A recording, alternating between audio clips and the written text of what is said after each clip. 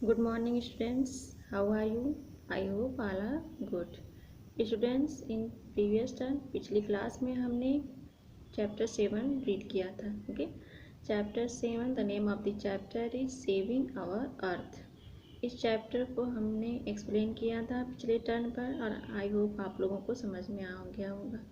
अगर नहीं समझ में आया तो आप डाउट क्लास में पूछ सकते हो. Okay, today I will solve the exercise of this chapter. Okay, आज हम एक्सरसाइज सॉल्व करेंगे इस चैप्टर का, लेकिन उसके पहले थोड़ा सा हम रिवाइज करेंगे इस चैप्टर के बारे में.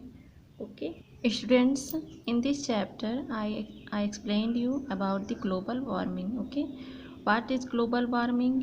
ग्लोबल वार्मिंग क्या होता है और ये कहाँ से प्रोड्यूस होता है और इसकी वजह से क्या इफ़ेक्ट पड़ता है हमारे अर्थ पर, इन सब के बारे में हमने पिछले टर्न पर डिस्कस किया था. ओके, ग्लोबल वार्मिंग की वजह से हमारी जो धरती है वो गर्म हो जा रही है और इतनी ज़्यादा गर्म हो जा रही है कि जो हमारे अर्थ पर जो लिविंग चीज़ें हैं, जो नॉन लिविंग चीज़ें हैं, सब पर ये काफ़ी बुरा इफ़ेक्ट डाल रहा है. ओके, जो पहाड़ों पर्वतों पर जो बर्फ़ है वो ग्लोबल वार्मिंग की वजह से तेज़ी से पिघलती जा रही हैं, जिनकी वजह से समुद्र का जो लेवल है वो बढ़ते जा रहा है और जो उसके आसपास की जो ज़मीन है वो क्या है, वो समुद्र में चली जा रही है. और हमारी ग्लोबल वार्मिंग की वजह से हमारी जो धरती है वो धीरे धीरे ड्राई होती जा रही है. उसका जो न्यूट्रिशन है वो धीरे धीरे ख़त्म हो रहा है, उसका मॉइस्चराइज़र ख़त्म हो रहा है, जिसकी वजह से प्लांट पर इफ़ेक्ट पड़ रहा है, हमारे एग्रीकल्चर पर इफ़ेक्ट पड़ रहा है और इसकी वजह से हमारे प्लांट सूख जाएंगे, जिसकी वजह से ह्यूमन पर और एनिमल्स पर काफ़ी इफ़ेक्ट पड़ेगा, वो भूखे मर जाएंगे. ओके, इस तरह से काफ़ी डिस्टर्बेंस ग्लोबल वार्मिंग की वजह से हमारे अर्थ पर काफ़ी डिस्टर्बेंस है. इसको दूर करने के लिए हमें क्या करना चाहिए? हमें जितना हो सके उतने की प्लांटेशन करना चाहिए. ओके, प्लांट लगाना चाहिए और हमें जितना ज़रूरी हो उतने ही जो हमारे आजकल के जो कारण है ग्लोबल वार्मिंग के, जो गैसेस टाइप के ग्रीन हाउस गैसेज जो प्रोड्यूस करते हैं, जैसे कि कार्बन डाइऑक्साइड, मीथेन, ऐसी चीज़ों का जिनकी वजह से ये सब गैसें प्रोड्यूस, उनका कम से कम यूज करना चाहिए. ओके, और हमें मैक्सिमम सोलर सिस्टम का यूज करना चाहिए कि सोलर सिस्टम की वजह से कोई भी बैड इफ़ेक्ट नहीं होता है. ओके, ग्रीन हाउस गैसेज में जो मेनली गैसेज होती हैं वो कौन कौन सी होती हैं? Carbon dioxide, nitrous oxide, methane. Okay, ये सब क्या है? ये सब ग्रीन हाउस गैसेज होती हैं जो हमारे एनवायरमेंटल को गर्म करने में सहायक होती हैं. ग्रीन हाउस गैसों का कार्य होता है कि वो जो हमारी धरती पर जो हीट होती है, जो गर्मी होती है, उसे बाहर नहीं निकलने देती हैं. ओके, तो हमारे जो इंडस्ट्रियल एरिया है और वहाँ से और हमारे जो ट्रांसपोर्ट है उनकी वजह से जो ये गैसेस प्रोड्यूस होती हैं, उनकी वजह से ये इस एटमॉस्फेयर की और हीट को और बढ़ा देती हैं, जो कि इस धरती पर ही, इस एनवायरमेंट में ही रह जाती है, जो हमारे चारों तरफ जो एटमॉस्फेयर जो हमारे चारों तरफ है उसको और गर्म कर देती है. ओके, तो हमें ज़्यादा से ज़्यादा ये कोशिश करनी चाहिए, जिन वजह से ग्रीन हाउस गैसेज बनती हैं, जिस वजह से ये प्रोड्यूस होती हैं, उनका हमें कम यूज करना चाहिए और इतना यूज करना चाहिए जितना कि ज़रूरी हो हमारे लिए. ओके, जिससे हमारा एटमॉस्फेयर सेफ़ रहे और हमारी धरती सेफ़ रहे, जिसकी वजह से हम और हमारे चारों तरफ का जो एनवायरमेंटल है वो भी सेफ़ रहे. Now come to the exercise of this chapter, multiple choice question. The major threat to our environment, जो मेजर चेतावनी है एनवायरनमेंट की वो क्या? Industrialisation, land pollution, global warming, dense pollution. सबसे अधिक चिंता का कारण क्या है? Global warming. The earth is just warm enough to help all. Earth क्या है? इतनी गर्म है कि अर्थ जो है इतनी गर्म है, मतलब इतना काफ़ी गर्म है कि वह उसमें जो है सरवाइव कर सकते हैं aquatic animal, non living animal, living animal, none of this. तो लिविंग एनिमल, जो लिविंग एनिमल्स होते हैं, लिविंग एनिमल्स पृथ्वी इतनी गर्म है कि जिसमें लिविंग एनिमल सरवाइव कर सकते हैं. ओके, मतलब इतनी काफ़ी गर्म है लिविंग एनिमल को सरवाइव करने के लिए, जीने के लिए. The temperature of the earth is at an alarming rate, the temperature, earth का जो टेम्परेचर है, जो हमारे अर्थ का जो तापमान है वह तेज़ी से बढ़ रहा है। अलार्मिंग रेट में तेज़ी से अलार्म मतलब एक दर से बढ़ रहा है। Rising, decreasing, A and B, none of these. Rising, the use of fossil fuels like petroleum, coal and natural gases should be, जो हमारे जीवाश्म ईंधन होते हैं जैसे कि पेट्रोलियम, कोयला और नेचुरल गैसेस शुड बी, क्या करना चाहिए उनको, increased, band, curtailed, all of these. उनके यूज पर हमें क्या करना चाहिए, जो जीवाश्म फ्यूल्स हैं हमारे, जो जीवाश्म ईंधन है उन पे जो है हमें कटौती करनी चाहिए, मीन्स उन्हें हमें कम से कम यूज करना चाहिए। नेक्स्ट है fill in the blank, the major threat to our environment is, में जो सबसे मेजर थ्रेट है, जो सबसे अधिक चेतावनी हमारे इन्वायरमेंट के लिए, वह क्या है, global warming.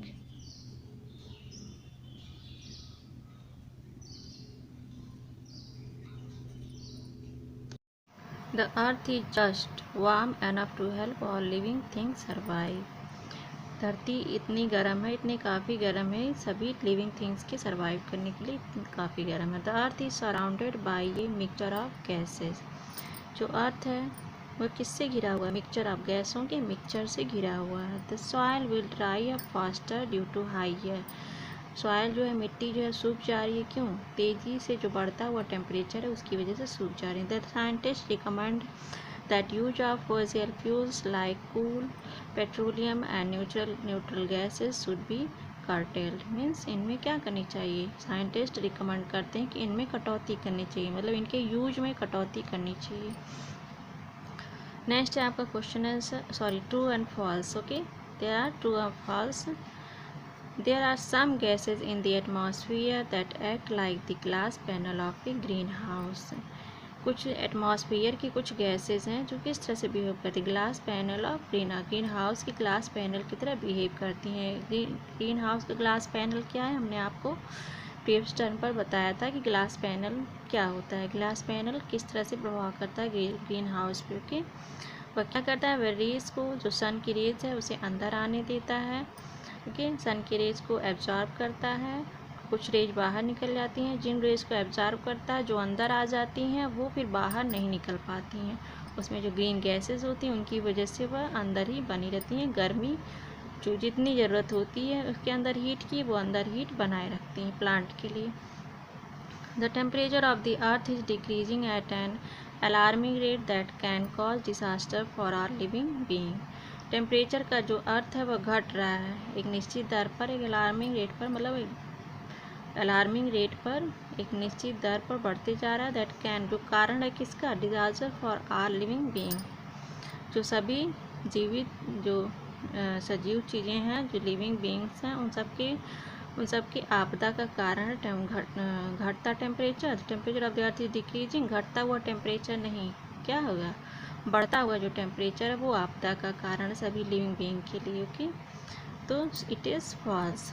Melting of polar ice caps will cause ocean level to rise and flood many coastal areas. Melting of polar ice, जो ध्रुव की जो बर्फ़ हैं जो घट रही हैं, ध्रुव की चोटियों की जो बर्फ़ें हैं वो जो घट रही हैं, वो कारण किस, विल काज, वह ओशियन लेवल बढ़ने का कारण, टू राइज ओशियन लेवल बढ़ने का, फ्लड मेनी, और जो अधिकतर क्षेत्र हैं उनमें बाढ़ आने का कारण क्या है, जो पिघलता हुआ जो बर्फ है चोटियों का। Okay, it is true. A large number of trees should be planted as trees take in oxygen and release carbon dioxide instead, बहुत ज़्यादा संख्या में पेड़ लगाने से क्या होता है, प्लांट और पेड़ लगाने से ये क्या करते हैं, trees take in oxygen, oxygen लेते हैं, एंड कार्बन डाइऑक्साइड, इसकी ऑक्सीजन लेते हैं और इसकी बजाय कार्बन डाइऑक्साइड छोड़ते हैं। तो बच्चों आपको पता है कि प्लांट जो है, ट्री है, वो क्या करते हैं, वो ऑक्सीजन लेते नहीं बल्कि हमारे जो एनवायरनमेंट में जो कार्बन डाइऑक्साइड गैसेस हैं उनको क्या करते हैं, वो उनको एब्जॉर्ब करते हैं, उनको लेते हैं और ऑक्सीजन को रिलीज करते हैं, ऑक्सीजन को छोड़ते हैं। तो ये आपका ये अपोजिट लिखा हुआ है, so it is false. Political leader in all countries are unwilling to reduce the use of fossil fuel, political leader जो होते हैं ढेर सारे सभी कंट्री के जो पॉलिटिकल लीडर हैं वो रिड्यूस टू यूज ऑफ जो जीवाश्म ईंधन उनको कटौती करने के लिए तैयार नहीं, अनविलिंग मतलब इच्छित नहीं है, तैयार नहीं है। So it is true, yes. Next आपका आंसर द फॉलोइंग क्वेश्चन, आपको PDF मैं सेंड कर दूंगी। फिर है बच्चों आपका यहाँ पर देखिए ट्रेंड सेटर में आपको बताया गया है कि एनवायरमेंटल के लिए लोगों को जागरूक करने के लिए, वहाँ की समस्याओं का निवारण करने के लिए और इसके बारे में और अधिक वर्क करने के लिए, काम करने के लिए और इनको लोगों को अवेयर करने के लिए जो है एक CSE मतलब सेंटर ऑफ साइंस और इन्वायरमेंट का गठन हुआ। सरकार ने centre for science and environment का गठन किया, जिसको शॉर्ट फॉर्म में CSE कहते हैं। ओके, ये सेल्फ गवर्नेंस या क्या स्वराज्य यह सेल्फ गवर्निंग सेंटर था, जिसका नाम था science environmental centre. Public interest and organisation which seeks to increase public awareness on science, technology, environment and sustainable development. CSE एक स्वराज्य और जनहित संगठन है। ओके, यह एक जनहित संगठन है जो चाहता है इंक्रीज पब्लिक, जो लोगों को जागरूक करना चाहता है किस पर, साइंस, विज्ञान पर, टेक्नोलॉजी पर, इन्वायरमेंटल पर एंड सस्टेनेबल डेवलपमेंट पर। एक सतत जो विकास हो रहा है उस पर वह लोगों को जागरूक करता है। कौन? जो CSE है, जो सेंटर फॉर साइंस इन्वायरमेंटल, इसका काम था लोगों को जागरूक करना, वहाँ उसके विज्ञान के बारे में जागरूक, उसकी टेक्नोलॉजी के बारे में और जो हमारे पर्यावरण है उसके बारे में, जो हमारा जो डेवलपमेंट लगातार जो डेवलपमेंट हो रहा है उसके बारे में जानकारी देना, लोगों को अवेयर करना, इसका काम था। Okay, the Center for Science and Environmental was started in 1980 by the late Anil Agrawal to promote knowledge-based activism throughout the Indian population. जो सेंटर फॉर साइंस और इन्वायरमेंटल जो सेंटर था CSE, वह कब स्टार्ट हुआ? 1980 में स्वर्गीय अनिल अग्रवाल ने प्रमोट किया था नॉलेज बेस्ड एक्टिविटीज़ पर। ओके, पूरी इंडिया के जो इंडिया की जो जनसंख्या थी उसको लेकर के थ्रू आउट पूरी उनके एक्टिविटीज़ को लेकर के उनके नॉलेज बेस्ड पर जो है प्रमोट किया था उन्होंने इसको। Okay, centre for science environmental को। तो इसे किसने शुरू किया था? इसे 1980 में अनिल अग्रवाल ने शुरू किया था। ओके, इस भारत की जनसंख्या के कार्यों को लेके, वहाँ के उनके नॉलेज के बेस पर अन्य चीज़ों को देख करके इन्होंने इसको शुरू किया था। द करेंट डायरेक्टर, जो करेंट डायरेक्टर हैं इस समय की, Sunita Narayan is an environmental activist, a recent winner of Padma Shri as well as other awards, who has worked at CSE since its foundation. Sunita Narayan जो थी एक environmental activist थी, मतलब पर्यावरण की कार्यकर्ता थी। Okay, A recent winner of, जो विनर थी पद्मश्री की विनर थी, और भी ऐसे ढेरों इनाम उन्हें मिल चुके थे। Who has worked eight CSE since foundation, जिन्होंने इसकी स्थापना के लिए जो काम किया था, इसकी पर्यावरण की स्थापना के लिए, मतलब इसी की स्थापना के लिए उसके लिए उन्होंने ढेरों कार्य किया था, जिसकी वजह से उन्हें पद्मश्री और ऐसे ढेरों इनाम से उन्हें मिले थे। CSE based in new Delhi, CSE जो न्यू दिल्ली इंडिया में बेस्ड था, and regularly publishes report regarding the India environment, और हमेशा जो है रिपोर्ट देता था। इंडियन एनवायरनमेंटल जो था, जो भारतीय पर्यावरण था, उसके ये हमेशा रिपोर्ट पब्लिश करता था, हमेशा रेगुलरली, लगातार, मतलब प्रतिदिन का ये रिपोर्ट देता था। तो CSE also publishes the magazine down to earth, CSE था वह हमेशा मैगजीन पब्लिश करता था अर्थ के, मतलब अर्थ के प्रत्येक जगह को लेकर के, इस पृथ्वी पर जितनी भी चीज़ें हैं डाउन टू अर्थ, मतलब नीचे से लेके ऊपर तक हर जगह का यह मैगजीन पब्लिश करता था। And their main activities consist of communication for awareness, research and advocacy,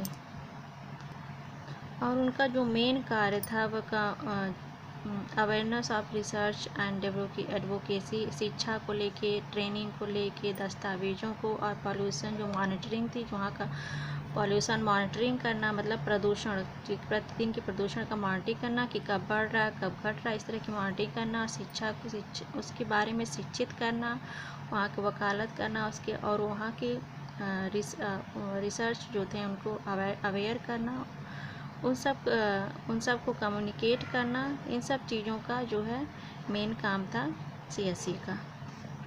for more than 2 decades, 2 दशक से भी